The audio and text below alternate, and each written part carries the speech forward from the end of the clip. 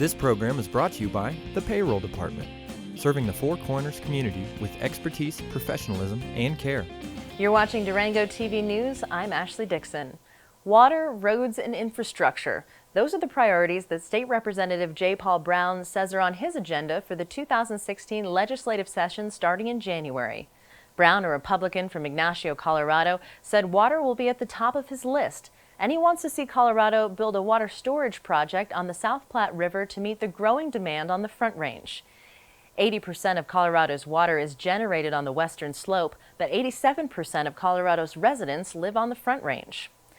Currently, Front Range communities divert more than 500,000 acre-feet of water annually from the western slope, and demand is growing. Colorado Governor John Hickenlooper's new statewide water plan identifies western slope water diversions as one of many solutions to Colorado's growing demand. But western slope interests oppose any more diversions, and Brown argues that Colorado should build more storage facilities for Front Range communities before it diverts any more western slope water. I think that we really ought to dust off the plans for the Narrows project and look at that again. Maybe not just exactly that project, but something like it.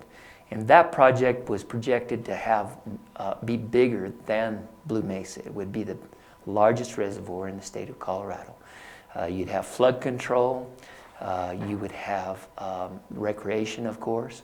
You would satisfy some agricultural needs.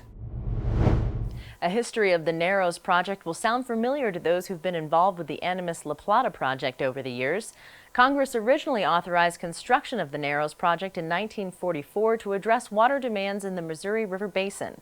It was reauthorized in 1970, and like the Animas La Plata project, it was subject to debate for years until it finally died from President Jimmy Carter's budget cuts in 1978.